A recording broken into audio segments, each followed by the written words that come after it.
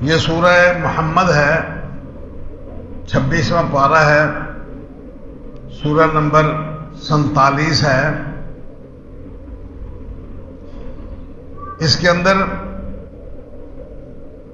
بنیادی طور پر اللہ تبارک تعالیٰ نے دو چیزیں بیان کی ہیں۔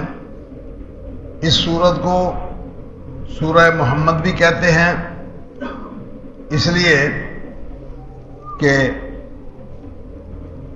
دوسری آیت کے اندر اللہ تبارک تعالیٰ نے قرآن مجید کے اتارنے کا تذکرہ کیا ہے اور نبی اکرم صلی اللہ علیہ وسلم کا نام لے کر کتاب مجید کو اتارنے کا ذکر کیا ہے۔ اس لیے فرمایا آمنوا بما نزل علی محمد، اس لفظ محمد کو اس سورہ مبارکہ کا نام بنا دیا گیا۔ بعض روایات میں اس سورہ مبارکہ کا نام سورہ القتال بھی ہے۔ قتال کا معنی ہے لڑائی کرنا، جنگ کرنا، جہاد کرنا۔ اس سورہ مبارکہ کو سورہ قتال کہتے ہیں، لڑائی والی سورت کہتے ہیں، وہ اس لیے کہ مدینہ میں جب نبی اکرم صلی اللہ علیہ وسلم اور صحابہ اکرام تشریف لے آئے تو کفار مشرکین مکہ انہوں نے آپ کی جان نہیں چھوڑی، یہاں چین سے بیٹھنے نہیں دیا۔ اللہ تبارک تعالیٰ نے مسلمانوں کو آج تک 13 سال مکے میں اور 1.5 سال مدینے میں آنے کے بعد بھی ان کا عرصہ حیات لوگوں نے تنگ کر دیا اور مار پٹائی بڑی دیر سے شروع تھی۔ اللہ تبارک تعالیٰ نے ان کو اپنے ہاتھوں کو بند رکھنے کا حکم دیا۔ الم تر الی الذین قیل لهم کفوا ایدیکم واقیموا الصلاۃ، کیا آپ نے ان لوگوں کو نہیں دیکھا کہ جن کو کہا گیا ہے کہ اپنے ہاتھوں کو بند رکھو، لوگ تمہیں ماریں، تمہارے ساتھ زیادتی کریں، تمہارا مال لوٹ لیں، تمہیں جان کے تکلیف دیں، تو کسی بندے نے آگے سے ہاتھ نہیں اٹھانا، چپ کر کے ماریں کھاتے رہیں، چپ کر کے ان کی اذیتیں برداشت کرتے رہیں اور ہاتھ بند رکھیں۔ مدینہ میں جانے کے بعد جب نبی اکرم صلی اللہ علیہ وسلم نے پورے ماحول کا جائزہ لے کر گھوم پھر کے ادھر ادھر معاہدہ طے کر لیا، کوئی تقریباً 80 میل ایک طرف، 34-35 میل ایک طرف، 70-75 میل مدینہ کے ایک طرف، اور چوتھی طرف بھی اسی طرح 60-70 میل تک کا ایریا آپ نے گھوم پھر کے وہاں کے سرداروں سے مل کے، قوموں اور برادریوں کے اجتماع سے خطاب کر کے ان لوگوں کے ساتھ معاہدے کر لیے کہ مدینہ میں رہتے ہوئے تمہارا دشمن ہمارا دشمن اور ہمارا دشمن مدینے والوں کا دشمن۔ یہودیوں سے بھی معاہدہ کر لیا اور باہر کے دوسرے لوگوں سے بھی معاہدہ کر لیا، تو اللہ تبارک تعالیٰ نے ان کو اجازت دے دی۔ اذن للذین یقاتلون، ان کو اجازت دی جاتی ہے جن کے ساتھ آج تک لڑائی کی جاتی رہی کہ وہ اپنا دفاع کر سکتے ہیں، اور اللہ تبارک تعالیٰ ان کے ساتھ معاملہ کرنے پر قدرت رکھتا ہے۔ یہ حکم دے دیا گیا۔ اب ان کے ہاتھ کھل گئے، پہلے جو بند کیے ہوئے تھے اب ان کے ہاتھ کھل گئے، اور ادھر مشرکین مکہ نے بھی چڑھائی کر دی، خبریں آنے لگی کہ وہ لوگ آ رہے ہیں۔ تو اللہ تبارک تعالیٰ نے ایسے حالات اور ایسے ماحول میں مسلمانوں کو اجازت دی اس بات کی کہ آج تک تم ماریں کھاتے رہے ہو، آج کے بعد اب ہم تمہیں اجازت دیتے ہیں دفاع کرنے کی، کہ وہ لوگ اگر آئیں تو ان کی ٹھیک ٹھاک پٹائی لگاؤ۔ حالانکہ یہ لوگ مہاجر تھے، پلے کچھ نہیں تھا، پیسہ ٹکا اسلحہ کوئی شے پاس نہ تھی، نہتے لوگ، تعداد میں بہت زیادہ قلیل، بہت تھوڑے، اور چاروں طرف دشمن ہر اعتبار سے دشمنی کر رہا ہے۔ اللہ تبارک نے اجازت دی کہ آج تک تم مانے کھاتے رہے ہو، آج کے بعد دو باتیں سن لو۔ پہلی بات تو یہ کہ جن لوگوں نے ہمارے رسول کو نہیں مانا، اس کے اوپر اترنے والی کتاب کو نہیں مانا، ان کے سارے کے سارے عمل ضائع ہو گئے۔ جو کچھ وہ کرتے رہے، انہوں نے مہمان نوازیاں کی، انہوں نے بیت اللہ کو آباد کرنے کی کوشش کی، تعمیر کیا، اور لوگوں کے ساتھ بھلائیاں کی، سرائے بنائیں، رستے بنائے، لوگوں کے لیے ڈیرے بنائے، اپنا مال خرچ کیا، غربا مساکین کو دیا، عزیزوں کو دیا، جو کچھ انہوں نے نیکیاں کی ہیں وہ ساری کی ساری یکسر ضائع، ختم، اضل اعمالہم، ان کے عمل ختم ہو گئے۔ اب ان کو ان کی نیکیوں کا بدلہ دنیا میں تو ملے گا، آخرت میں کچھ نہیں ہوگا۔ اس کے بالمقابل تم لوگ، مسلمانوں سے خطاب فرمایا، تم لوگ جو کچھ کرو گے، من یعمل مثقال ذرۃ خیرا یرہ ومن یعمل مثقال ذرۃ شرا یرہ، جو بندہ خیر بھلائی نیکی کا کام کرے گا اس کا ایک ذرہ بھی ضائع نہیں ہوگا، اور جو بندہ برائی کرے گا اس کا ایک ذرہ بھی ضائع نہیں ہوگا، سامنے لایا جائے گا، اس کے بعد اب اس کو بخش دیں۔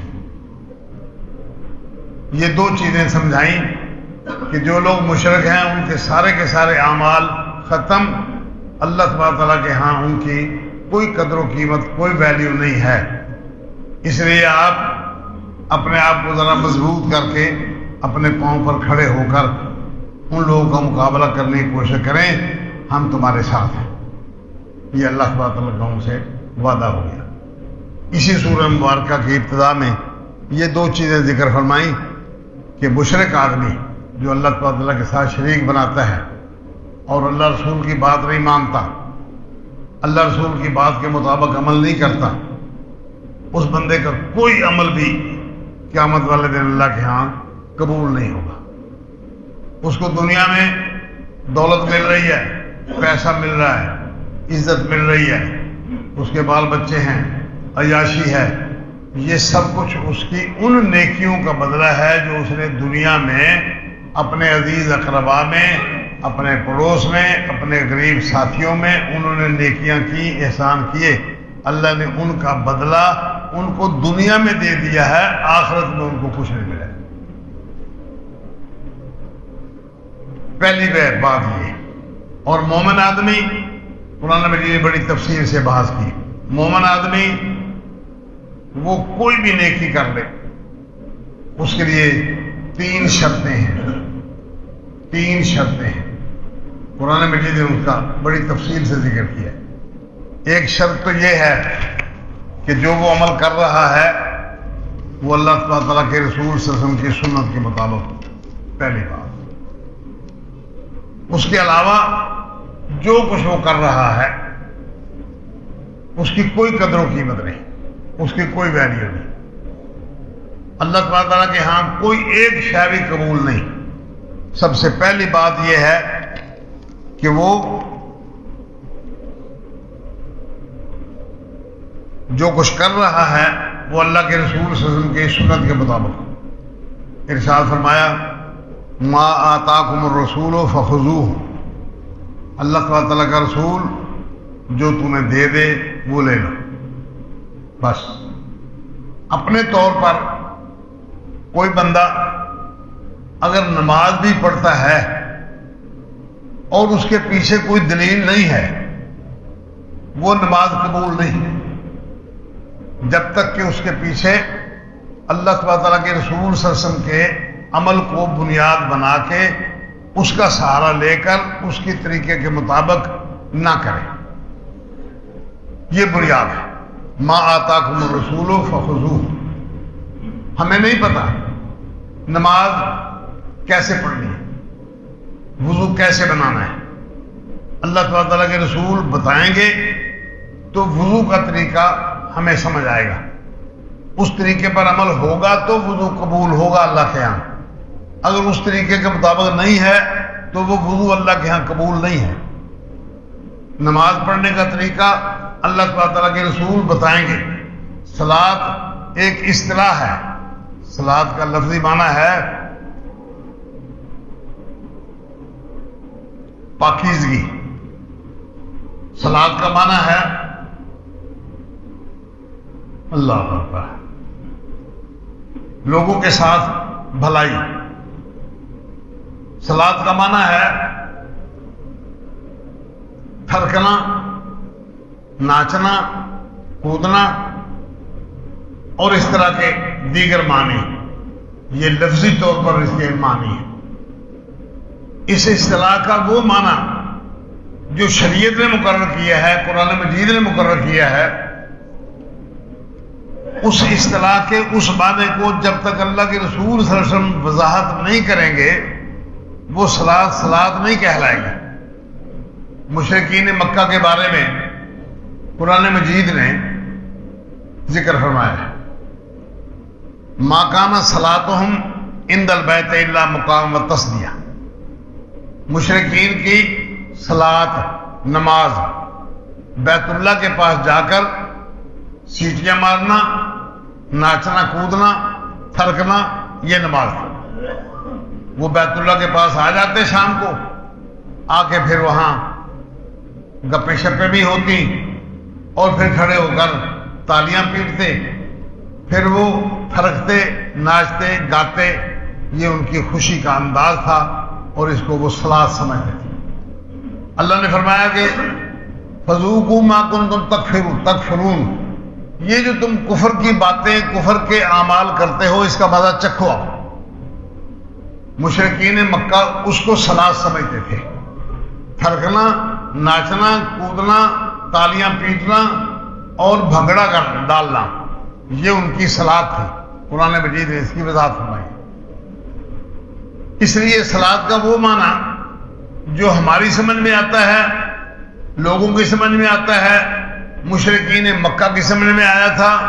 وہ بیت اللہ کے پاس جا کر صلاۃ پڑھا کرتے تھے. قرآن مجید نے اس کو شرعی اصطلاح میں جو صلاۃ مقرر کی ہے وہ مقرر نہیں کیا. شریعت نے اس صلاۃ کا تعین الگ کیا ہے. وہ کیا ہے؟ پہلے وضو بنانا ہے، اس سے پہلے استنجا کرنا ہے. استنجا کیا ہے؟ وضو کیا ہے؟ کپڑے صاف ستھرے.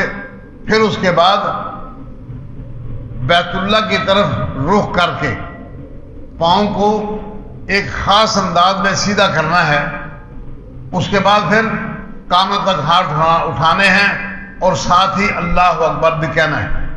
کانوں کو ہاتھ لگانا نہیں، کانوں کو ہاتھ لگانا نہیں. کندھوں تک برابر کر لیں یہ، یا کانوں تک برابر کر لیں یہ. ان کا رخ سیدھا بیت اللہ کی طرف ہو یہ. اور اس طرح پھر اس کے بعد رکوع ہے، قیام ہے. قیام میں ہاتھ کیسے باندھنے ہیں، رکوع میں کیسے جانا ہے، رفع الدین کرنی ہے، کہاں کہاں کرنی ہے. پہلی دفعہ تو ہو گئی، لوگ مان لیتے ہیں پہلی دفعہ رفع الدین کرنی ہے. اس کے بعد رکوع میں جاتے ہوئے رفع الدین کرنی ہے نہیں کرنی ہے، لوگ نہیں مانتے. رکوع کے بعد اٹھ کے رفع الدین کرنی ہے نہیں کرنی ہے، لوگ نہیں مانتے. حالانکہ اللہ کے رسول صلی اللہ علیہ وسلم سے رفع الدین کے بغیر ایک رکعت بھی کبھی ثابت نہیں ہوئی. نبی اکرم صلی اللہ علیہ وسلم سے ایک رکعت بھی کبھی ثابت نہیں ہوئی. اتنی بڑی جرت کہ ہمارا فلاں نہیں کرتا، فلاں نہیں کرتا، جماعت نہیں کرتی، امام نہیں کرتا، یہ نہیں کرتا، وہ نہیں کرتا. یہ ساری کی ساری باتیں اللہ تبارک تعالیٰ کے رسول کی سنت کے خلاف ہیں. ما آتاکم الرسول فخذوہ. جو اللہ کا رسول آپ کو دے دے وہ لے لو. وما نہاکم عنہ فانتہوا. اور جس سے روک دے اس سے باز آ جاؤ. وہ عمل پھر نہیں کرنا، دوبارہ نہیں کرنا. نبی اکرم صلی اللہ علیہ وسلم نے دیکھا ایک بندے کو، اس نے بکری ذبح کر لی فجر کی نماز سے پہلے آدھی رات کو، یہ اس نے اپنی جان دانش میں قربانی کی، بڑا نیک جذبہ تھا۔ آپ صلی اللہ علیہ وسلم نے دیکھا، اس سے پوچھا، اس نے اپنے جذبات کا اظہار کیا۔ آپ نے فرمایا کہ یہ بکری قربانی کی بکری نہیں ہوئی، یہ بکری گوشت کھانے کے لیے تو نے ذبح کی تھی، وہ کھو گیا۔ اب وہ بڑا پریشان ہوا۔ 6 مہینے کا ایک بھیڑ کا بچہ، کہتے ہیں بڑا موٹا تازہ ہے، فرمایا تو کر لے اس دفعہ، آئندہ تیرے لیے بھی جائز نہیں اور کسی دوسرے کے لیے بھی جائز نہیں۔ آج اگر کوئی بندہ بھیڑ کا بچہ 6 مہینے کا، بھلے وہ کتنا موٹا تازہ ہو، بھلے وہ کتنا زیادہ گوشت اس کے اندر ہو، اس کو ذبح کر لیتا ہے تو وہ قربانی نہیں ہوگی، وہ قربانی نہیں ہوگی۔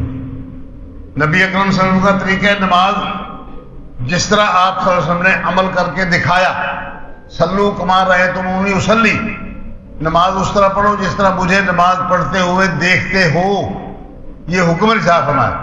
اب جو بندہ اللہ کے رسول صلی اللہ علیہ وسلم کے دیے ہوئے احکامات کے مطابق صلاۃ نہیں پڑھتا، وہ شرائط پوری نہیں کرتا، اس کی صلاۃ نہیں ہے، اس کی نماز نہیں ہے، بھلے اس کا خاندان وہ کچھ کرے یا نہ کرے، اس کا امام وقت وہ کچھ کرے یا نہ کرے، اس کا بڑا امام اللہ کے رسول کی سنت کے خلاف عمل کرتا ہے، بھلے کرتا رہے، لیکن دو ٹوک فیصلہ ہے، ما آتاکم الرسول فخذوہ، رسول جو تمہیں دے وہ لے لو، وما نہاکم عنہ فانتہوا، جس سے رسول روک دے اس سے بعد رک جاؤ، باز آ جاؤ، وہ کام نہیں کرنا۔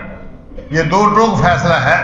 جب اللہ تبارک تعالیٰ کے رسول کوئی کام کرے، دیکھیں اسی سے محدثین نے یہ اصول بنایا ہے کہ دین 2 حصوں میں تقسیم ہے، ایک حصہ عبادات کا، ایک حصہ معاملات کا۔ عبادات کا حصہ یہ ہے ما آتاکم الرسول فخذوہ، جس طرح رسول عبادت کرے اس طرح عبادت کرو، بس۔ عبادت اپنی مرضی سے، اپنی سوچ کے مطابق نہیں کی جا سکتی، اپنی سمجھ کے مطابق عبادت نہیں کی جا سکتی، نہ وہ عبادت ہے نہ اس کو کوئی ثواب ملے گا۔ اور معاملات لینا دینا ہے، میں نے دکان بنانی ہے، بازار میں کس جگہ پر بناؤں، اس کے 2 دروازے ہوں کہ 3 دروازے ہوں، اس کا دروازہ مشرق کی طرف ہو یا مغرب کی طرف ہو، اس جگہ پر میں منیاری بیچوں یا کھاد کا کاروبار کر لوں یا لوہے کی دکان ڈال لوں، سیمنٹ رکھ لوں وہاں، یہ اللہ تعالیٰ کے رسول صلی اللہ علیہ وسلم کا کام نہیں ہے۔ لوگوں کو اس طرح انگلی پکڑ کر ان کے کاروبار سمجھاتے پھرے، اس میں آپ صلی اللہ علیہ وسلم نے کچھ چیزوں سے منع فرما دیا ہے، بس وہ اصول ہے۔ وہ کیا چیزیں منع فرمائیں؟ مثال کے طور پر شراب نہیں بیچنی، یہ طریقہ ہے۔ اب آپ دکان دائیں طرف رکھیں، بائیں طرف رکھیں، بازار کے درمیان میں رکھیں یا سرے پر رکھیں، آخر میں لے جائیں یا درمیان میں رکھیں، وہ آپ کی ثواب دید ہے۔ اللہ کے رسول نے ایک چیز سے منع کر دیا، شراب نہیں بیچنی۔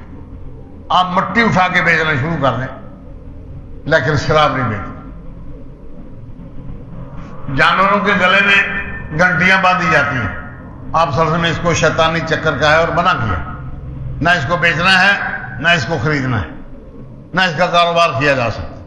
اللہ حاضر کیا، میں نے ایک مثال دی ہے، کاروبار کے اندر آپ کی اپنی مرضی، لیکن اس کے اندر کچھ چیزوں کو منع کر دیا ہے۔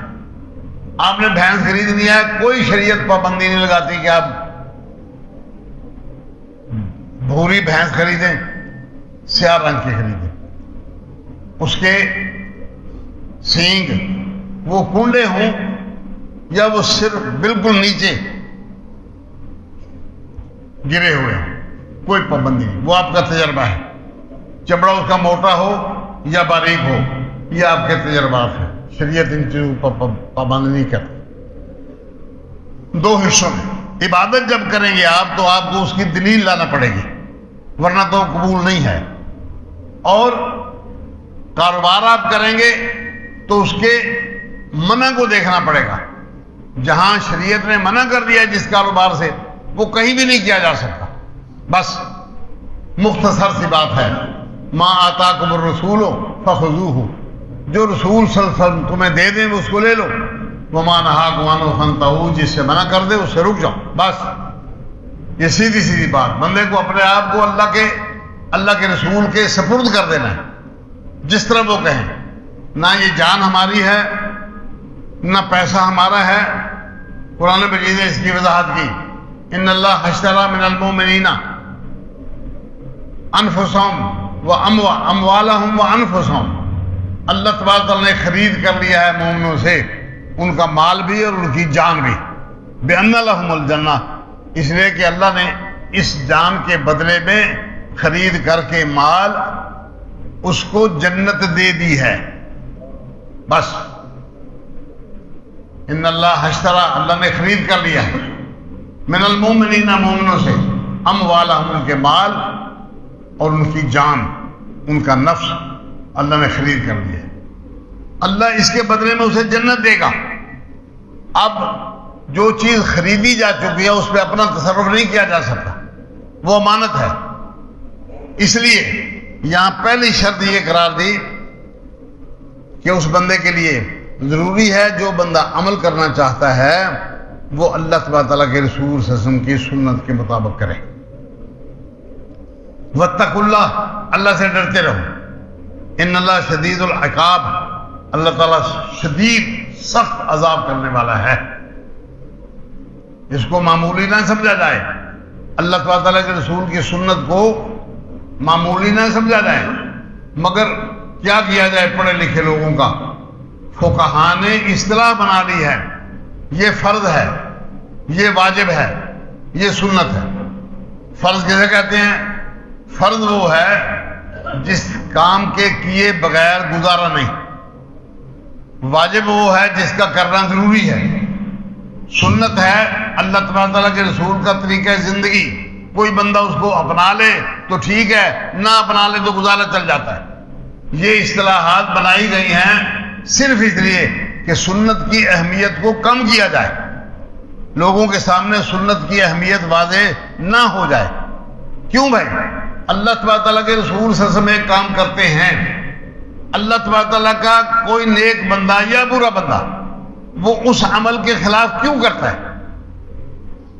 اس کو وہ عمل جو اللہ کے رسول نے کیا ہے وہ اچھا نہیں لگا، اس کے باپ دادا نے ایسا نہیں کیا اس لیے نہیں کرتا، اس کے امام نے ایسا نہیں کیا اس لیے نہیں کرتا. مثال کے طور پر جوتا پہننا ہے، نبی صلی اللہ علیہ وسلم ہر کام میں دائیں طرف سے شروع کرتے تھے. اب جوتا پہننے کے لیے، کرتا پہننے کے لیے دائیں طرف سے شروع کرنا ہے. پہلے دایاں پاؤں پہنیں گے پھر بائیں پہنیں گے. اب ایک بندہ پہلے بایاں پہن لیتا ہے، اس کو کوئی پرواہ نہیں اس بات کی. تو اللہ کے رسول صلی اللہ علیہ وسلم کے اس عمل کے مقابلہ میں وہ جو دوسرا عمل کرتا ہے آخر اس کی کیا اہمیت ہے؟ وہ کیوں اس بات کو اہمیت نہیں دیتا؟ جوتا تو پہننا ہے، دونوں صورتوں میں پہننا ہے. پہلے بایاں پاؤں پہن لے، پہلے دایاں پاؤں پہن لے، جوتا ہی پہننا ہے نا. اب وہ کیوں اس بات کو اہمیت نہیں دیتا؟ یہ بات پرس ہوگی، پوچھا جائے گا کیوں اللہ تعالیٰ کے رسول کی سنت کے خلاف کیا. یہاں یہ بات ذکر فرمائی ہے کہ کوئی بھی عمل جب کوئی بندہ کرتا ہے تو اس کے اللہ کے ہاں قبولیت کی شرط یہ ہے کہ وہ سنت کے مطابق ہو. یا ایھا الذین آمنوا اطیعوا اللہ و اطیعوا الرسول، اے لوگوں جو ایمان لے آئے ہو اللہ کی بات خوشی خوشی مان لو، اللہ کے رسول کی بات خوشی خوشی مان لو. ولا تبطلوا اعمالکم، اپنے عمل ضائع نہ کر بیٹھو. جو عمل سنت کے مطابق نہیں ہوگا وہ عمل قبول نہیں ہوگا، جو سنت کے مطابق ہے وہ قبول ہے. اللہ اکبر. دوسری بات کسی عمل کے قبول ہونے کے لیے وہ یہ ہے کہ وہ اللہ کے لیے خالص ہو، اس کے اندر ملاوٹ نہ ہو. نبی صلی اللہ علیہ وسلم نے ارشاد فرمایا کہ اللہ پاک کا فرمان ہے ایک بندہ 999 پیسے، 999 روپے 99 پیسے وہ دیتا ہے اللہ کے نام پر. ان میں کا 1000 میں کا ایک ٹیڈی پیسہ وہ کسی پیر فقیر کے مزار پر چڑھاوا چڑھا دیتا ہے، وہ کسی اور بزرگ کے نام پر دے دیتا ہے. اس سے کچھ اس کا مفاد ہوتا ہے، مثلا کہ وہ مر گیا، مرنے والا قبر کے اندر بیٹھ کر اس کی امداد کرنا چاہتا ہے، وہ ایک ٹیڈی پیسہ اس کے مزار پر جا کے چڑھاوا چڑھا دیتا ہے۔ فرمایا اللہ تعالیٰ فرماتا ہے کہ میں 999 روپے 99 پیسے بھی قبول نہیں کرتا، لے جائے، مجھے اگر دینے ہیں تو پھر خالصتاً اس کے اندر کوئی ملاوٹ نہ ہو، کوئی حصے داری نہ ہو۔ تو جو عمل بندے نے کرنا ہے وہ کرے اللہ تبارک و تعالیٰ کے لیے مخلص ہو کر۔ قرآن مجید کہتا ہے قل انی امرت ان اعبد اللہ مخلصا لہ الدین، اے رسول آپ کہہ دیں کہ مجھ کو حکم دیا گیا ہے کہ میں اللہ تبارک تعالیٰ کی خاطر عبادت کروں، مخلصا لہ الدین، اس کے لیے اس دین کو خالص کرتے ہو، کوئی ملاوٹ نہ ہو اس کے اندر۔ ایک اور جگہ فرمایا وَأُمِرْتُ لِأَنْ أَكُونَ أَوَّلَ الْمُسْلِمِينَ، مجھ کو حکم دیا گیا ہے کہ میں پہلے مسلمانوں کے ساتھ شامل ہو جاؤں۔ وہ پہلے مسلمان کون ہیں؟ یا تو معاشرے کے اندر مسلمان کوئی نہیں تو اللہ تبارک تعالیٰ کی خاطر ایک بندہ سب سے پہلے وہ اپنے آپ کو اللہ کے لیے وقف کر دیتا ہے، یا مخلصا لہ الدین ان لوگوں کے ساتھ اول مسلمین، وہ لوگ جو اللہ تبارک تعالیٰ کے رسول صلی اللہ علیہ وسلم کے ساتھ پہلی دفعہ ایمان لے آئے۔ وہ کون تھے؟ ابوبکر صدیق اور دیگر وہ صحابہ کرام جو سارے معاشرے کے اندر سے علیحدہ ہو کر اپنے دین کو، اپنے عمل کو، اپنے کردار کو اور اپنی زندگی کو اللہ تبارک و تعالیٰ کی خاطر جینا، مرنا، اٹھنا، بیٹھنا ان کا سب اللہ کی خاطر بن گیا، ان لوگوں میں شامل ہو جاؤ۔ اب یہ شرط ہے اس کے عمل کے قبول ہونے کی۔ اللہ اکبر۔ قل انی اخاف، اے رسول کہہ دیں کہ میں خوف کرتا ہوں، میں ڈرتا ہوں، ان عصیت ربی، اگر میں نے اپنے رب کی نافرمانی کی، عذاب یوم عظیم، بہت بڑے دن کے عذاب سے مجھے ڈر لگتا ہے۔ اگر میں نے اللہ سبحانہ تعالیٰ کے لیے اخلاص پیدا نہ کیا اپنی عبادت میں، اپنی نماز میں، اپنے روزے میں، صرف زبانی کلامی نیتیں کر کے اور پھر عمل اس کے مطابق نہ کیا، روزہ رکھنا ہے تو سارے روزے کے اندر یہی نیت ہو، کسی کو دکھانا مخصوص نہیں، نماز پڑھنی ہے تو ساری نماز کے اندر یہی نیت ہو کہ اللہ کے لیے پڑھ رہا ہوں، تلاوت کرنی ہے تو ساری تلاوت میں یہی نیت ہو کہ میں جو کچھ پڑھ رہا ہوں اللہ کے لیے پڑھ رہا ہوں، سمجھ آ رہی ہے تو اللہ کے لیے آ رہی ہے، عمل کر رہا ہوں تو اللہ کے لیے کر رہا ہوں۔ قل اللہ اعبد مخلصا لہ الدین، کہہ دیجئے کہ میں عبادت کرتا ہوں اللہ کے لیے، اس کے لیے دین کو خالص بناتے ہیں۔ فَاعْبُدُوا مَا شِئْتُم مِّن دُونِهِ، تمہاری مرضی، تم اللہ کو چھوڑ کر جس کی چاہو عبادت کرتے رہو، مجھے کوئی غرض نہیں، بتانا تھا میں نے بتا دیا۔ قُلْ إِنَّ الْخَاسِرِينَ الَّذِينَ خَسِرُوا أَنفُسَهُمْ، بتا دو ان کو کہ یقیناً نقصان میں رہنے والے وہ لوگ ہیں جن لوگوں نے اپنے آپ کو، اپنے گھر والوں کو، اپنے بال بچوں کو، اپنے عزیز اقربا کو، اپنے ماں باپ کو، اپنے بیوی بچوں کو، انہوں نے قیامت والے دن جس کا نقصان کر لیا۔ نقصان اٹھانے والے وہ لوگ ہیں جن کو کاروبار میں گھاٹا آ گیا، وہ نقصان نہیں ہے، جن کو کاروبار میں نقصان ہو گیا یہ نقصان نہیں، نقصان اصل ان لوگوں کا ہے جن کو قیامت والے دن نقصان ہو گیا۔ اللہ ذالک هو الخسران المبین، یہ اصل کھلی واضح طور پر نقصان کی بات ہے کہ جو بندہ آخرت والے دن وہ نقصان میں جاتا ہے۔ اللہ اکبر۔ لہم من فوقہم ظلل، جو آخرت میں نقصان کھا گئے، ان کی عبادت اللہ کی خاطر نہ ہوئی، ان کی عبادت سنت کے مطابق نہ ہوئی، فرمایا لہم من فوقہم ظلل، ان لوگوں کے اوپر بادل ہوں گے ڈھانپنے والے،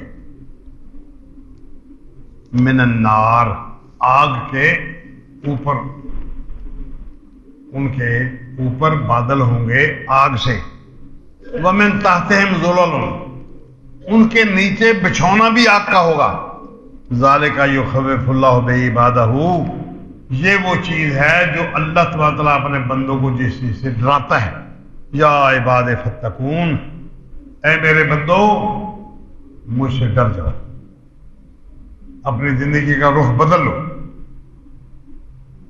اپنا طرز عمل بدل لو، اپنی نیتوں کو صاف کر لو، اکیلے بیٹھ کے اللہ تبارک تعالیٰ کے ساتھ اپنی رابطہ قائم کر لو، اور اس کے بعد پھر ہر عمل اللہ تبارک و تعالیٰ کی منشا کے مطابق اس کی خاطر کیا جائے، اس کے اندر کوئی ملاوٹ نہ ہو، سنت کے مطابق۔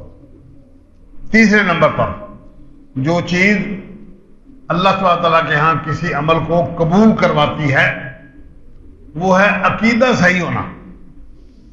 یہاں قرآن میں یہ ذکر کیا والذین آمنوا وعملوا الصالحات، جن لوگوں نے اللہ تبارک تعالیٰ کے دین سے روکا، رکاوٹ بن گئے، ان کے عمل ختم، اور وہ لوگ جو ایمان لے آئے اور نیک عمل کیے، وآمنوا بما نزل علی محمد، اور ایمان لے آئے اس چیز پر جو نازل کی گئی ہے محمد کریم صلی اللہ علیہ وسلم پر، وَهُوَ الْحَقُّ مِن رَبِّهِمْ، اور وہی حق ہے تیرے رب کی طرف سے، جو اللہ کی طرف سے نازل کیا گیا ہے قرآن مجید، یا وہ اللہ کی طرف سے آنے والی احادیث، نبی اکرم صلی اللہ علیہ وسلم نے جو احادیث بیان فرمائی، یہ اللہ کی طرف سے حق ہے۔ کفر عنہم سیئاتہم، ان کے گناہوں کو اللہ تبارک تعالیٰ ختم کر دے گا، ان کی چھوٹی موٹی غلطیوں کو اللہ تبارک تعالیٰ ختم کر دے گا، وَأَصْلَحَ بَالَهُمْ، اور ان کے حالات کی اصلاح کر دے گا۔ کیسے اصلاح کر دے گا؟ بال کا معنی ایک تو حالت ہوتی ہے، ایک حالت ہوتی ہے انسان کی معاشی، اس کی زندگی کی، اس کے جسم کی، کپڑے لتے کی، پیسے کی، دولت کی، ایک تو یہ حالت ہے۔ ایک حالت ہے اس بندے کے نیت کی، اعمال میں اس کی نیت کی، سوچ کی، اس کے عمل کی، یہ دونوں حالتیں ہی اللہ تبارک تعالیٰ اس کی درست کرے گا۔ یہاں ان مسلمانوں کو سب سے پہلے یہ خوشخبری دی جا رہی ہے کہ کافر لوگ جو تمہیں جینے نہیں دے رہے، ان کے اعمال کو ہم نے ختم کر دیا، اب جو کچھ ان کو مل رہا ہے دنیا میں وہ مل رہا ہے اس لیے کہ ان کی نیکیاں ہیں دنیا میں۔ دیکھیں میں ایک مثال دیتا ہوں، مشرک کا کوئی عمل قبول نہیں۔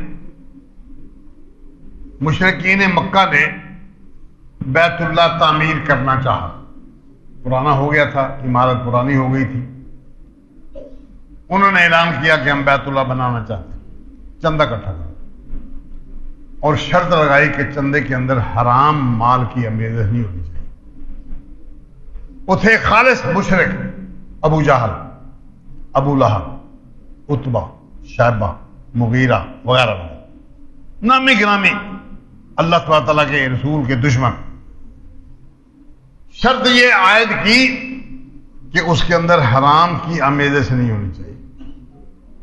اب بیت اللہ کی اصل جو بنیادیں تھیں ان پر تعمیر کرنے کی کوشش تھی، بار بار اعلان کرنے کے باوجود پیسہ صرف اتنا اکٹھا ہوا کہ پتھر اٹھا کے مزدوری دے کے اس کو تعمیر کیا جا سکتا تھا۔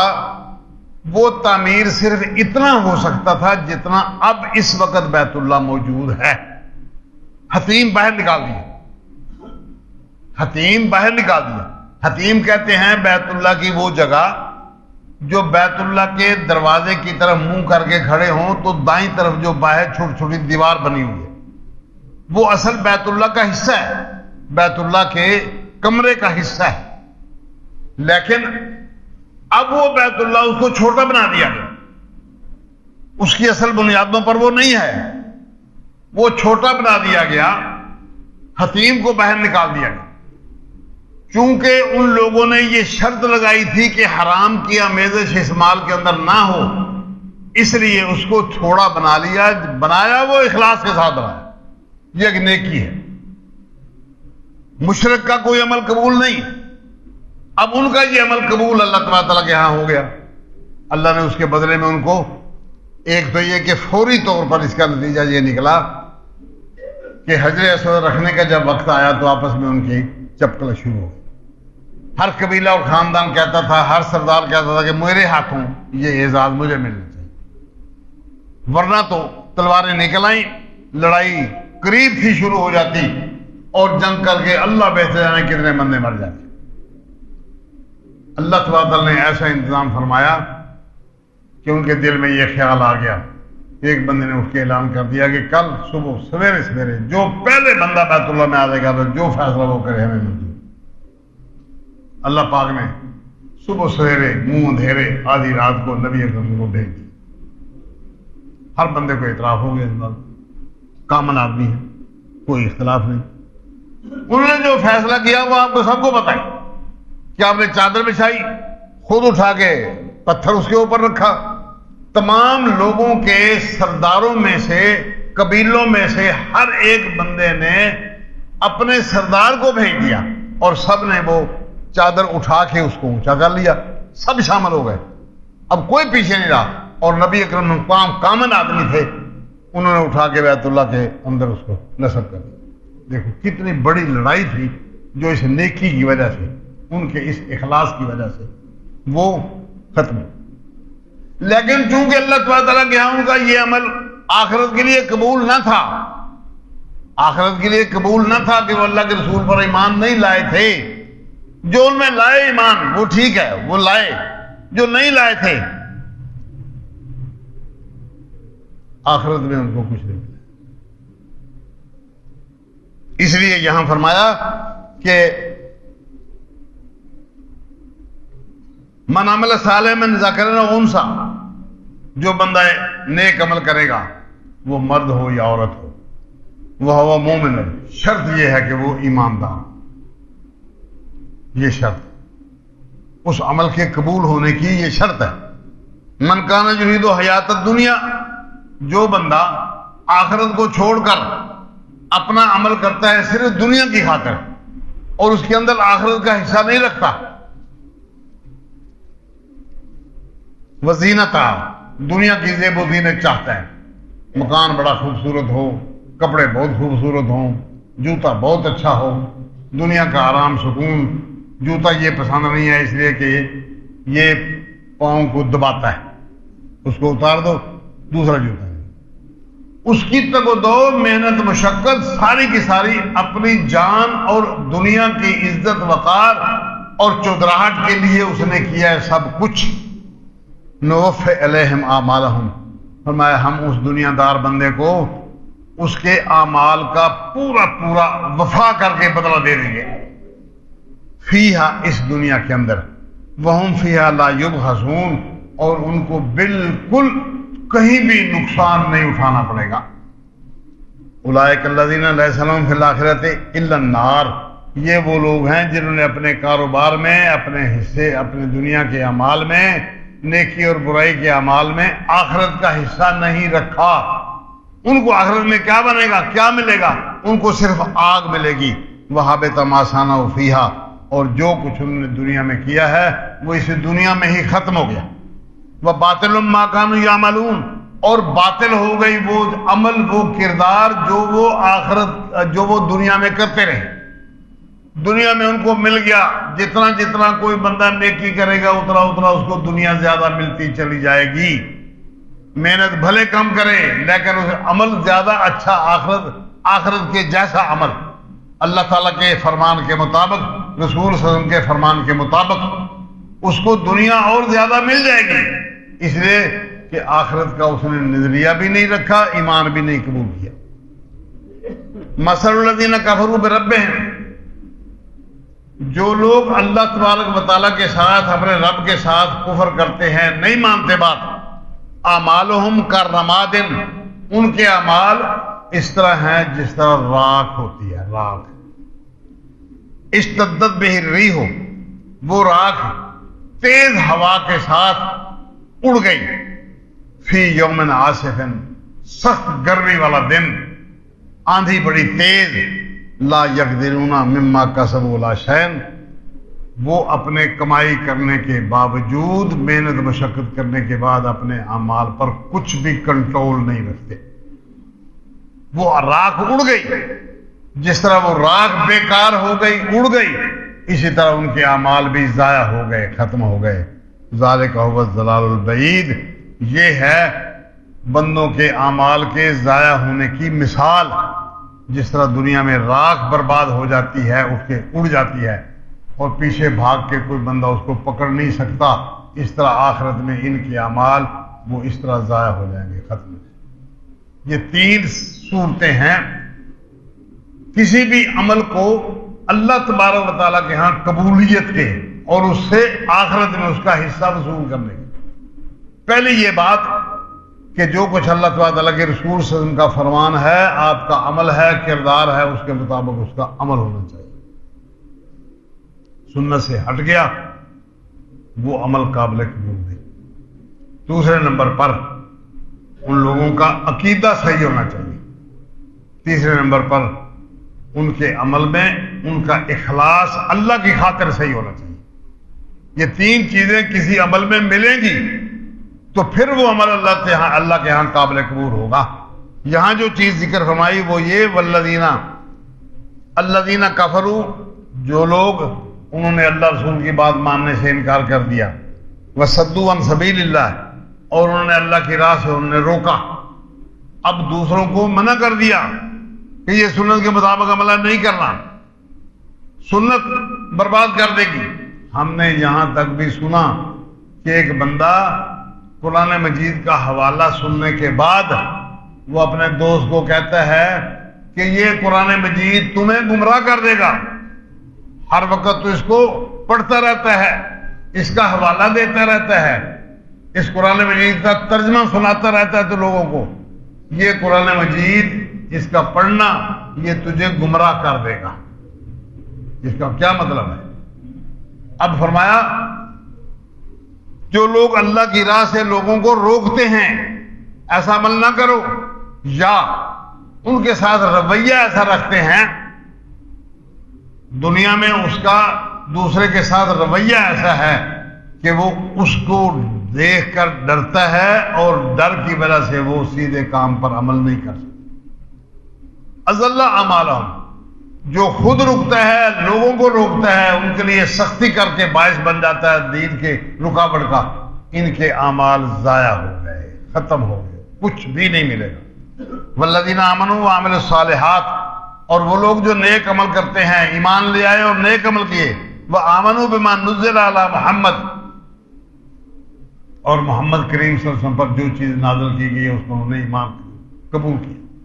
وہو الحق، یہ تاکید ہے مزید ایمان کی، حالانکہ ایمان اس آیت کے اندر پہلے ٹکڑے کے اندر 2 دفعہ پہلے ایمان آ چکا ہے۔ وہو الحق کہہ کر اس بات کی تاکید کی جا رہی ہے کہ جو کچھ اللہ کی طرف سے نازل کیا گیا ہے اس کو ماننا وہ حق ہے، سچی وہی بات ہے، حق اسی کا نام ہے جو اللہ کی طرف سے آیا ہے۔ جو بندہ اس پر ایمان لاتا ہے، کفر عنہم سیئاتہم، یہ ایمان لے آنا ان کے گناہوں کا کفارہ بن گیا ہے۔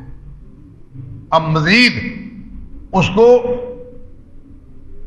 کسی چیز کی بھی ضرورت نہیں ہے، یہی عمل اس کے لیے کافی ہے کہ اس کے عمل اللہ تبارک تعالیٰ برے عملوں کو ختم کر دے۔ وَأَصْلَحَ بَالَهُمْ، اور ان کے بال کو اس کی اصلاح کر دے گا۔ بال کسے کہتے ہیں؟ بال کہتے ہیں نیت کو، شریعت میں حالات کو۔ پہلی بات تو یہ کہ حالات اس کے درست ہو جائیں گے، یہ اللہ نے ان لوگوں سے وعدہ کیا، اور یہی طریقہ کار ہر مسلمان کے لیے اللہ نے وعدہ کیا۔ اس کے اعمال درست ہو جائیں گے، کس معنی میں؟ اس معنی میں کہ ان کی دنیاوی حالت بھی ٹھیک ہو جائے گی، کپڑا لتا پہننا، آنا جانا، دنیا کی زندگی پرسکون ہو جائے گی، یا پھر اصلح بالہم کا معنی کہ ان کی نیتیں ٹھیک ہو جائیں گی، ان کے اعمال ٹھیک ہو جائیں گے، ان کے حالات درست ہو جائیں گے۔ یہ صرف کس بنیاد پر ہے؟ یہ اللہ تبارک تعالیٰ کے ساتھ ایمان قبول کرنے کے بدلے میں۔ دنیا میں جو بندہ یہ عمل کر لیتا ہے اس کو قبول کر لیا جاتا ہے اللہ کے ہاں۔ ذالک بان الذین کفروا، یہ سب کچھ اس لیے ہے کہ جو لوگ کافر ہیں، اتبعوا الباطل، انہوں نے اللہ رسول کی بات نہیں مانی بلکہ باطل پر عمل کیا۔ وان الذین آمنوا اتبعوا الحق، اور وہ لوگ جو اللہ اور اس کے رسول کی بات مان لی، انہوں نے تابعداری کر لی، انہوں نے اتباع کر لی، حق کی اتباع جو ان کے رب کی طرف سے آیا ہے۔ کذالک یضرب اللہ للناس امثالہم، اللہ اس طرح کی مثالیں پیش کر کے لوگوں کو سمجھاتا ہے کہ سیدھا راستہ کون سا ہے۔ حق وہ جو اللہ کی طرف سے آیا، اللہ کے رسول صلی اللہ علیہ وسلم کی طرف سے آیا، بس یہ حق ہے۔ جو بندہ ان تین چیزوں پر عمل کرے گا اور ہر وقت ان کو یاد رکھے گا، اس معنی میں کہ عمل کرنے کے لیے یہ تین چیزیں بنیاد ہیں، اللہ کے رسول کی سنت، اور اللہ کے لیے اخلاص، وہ ریاکاری نہ ہو، کسی کا دکھاوا نہ ہو، اور پھر ایمان بھی ساتھ ہو۔ یہ تین چیزیں جس بندے کے پاس ہیں، اس کا ہر چھوٹا بڑا عمل وہ اللہ تعالیٰ کے ہاں قبول، جو ان میں برائیاں ہوں گی وہ ختم ہو جائیں گی، جو اچھائیاں ہوں گی وہ قابل قبول ہو جائیں گی۔ اللہ پاک مجھے اور آپ کو اپنے دین کی صحیح سمجھ عطا فرمائے، اس کے مطابق عمل کی توفیق اور جرأت عنایت کرے۔ اقول قولی ھذا وآخر دعوانا